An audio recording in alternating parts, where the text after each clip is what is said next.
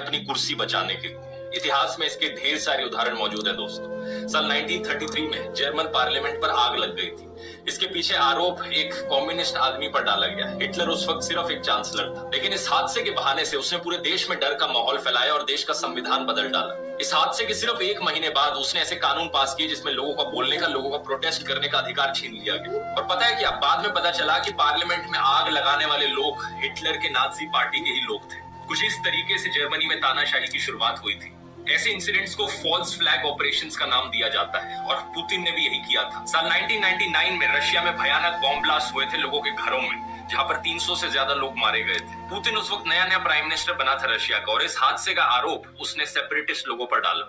लेकिन इन हादसों का इस्तेमाल किया जाता है पूरे देश में डर का माहौल फैलाने के लिए, ये दिखाने के लिए कि देश खतरे में है सेपरेटिस्ट लोगों से, और अगर देश को कोई बचा सकता है तो वो पुतिन ही है। कुछ ही महीने बाद पुतिन देश का प्रेसिडेंट बन जाता है। बाद में पता चलता है इन बॉम्ब ब्लास्ट के पीछे रशियन इंटेलिजेंस एजेंसीज का हाथ था। वहां के ऑपोजिशन ने मांग भी उठाई थी कि इन बॉम्ब ब्लास्ट में एक पार्लियामेंट्री इन्वेस्टिगेशन हो, लेकिन पुतिन ने नहीं होने दी। एक इंडिपेंडेंट पब्लिक कमीशन भी बनाया गया था, लेकिन उसके 2 मेंबर्स की मिस्टीरियस सर्कमस्टांसेस में मौत हो गई और तीसरे को जेल में डाल दिया गया। कई हिस्टोरियंस मानते हैं कि इन बॉम्ब ब्लास्ट के पीछे पुतिन का खुद का ही हाथ था। यही चीज हाल ही में भी देखने को मिली, जो हमला हुआ था इसी साल रशिया में। यूएस इंटेलिजेंस एजेंसीज ने रशिया को बताया था कि हमला हो सकता है, लेकिन रशियन एजेंसीज ने कुछ नहीं किया।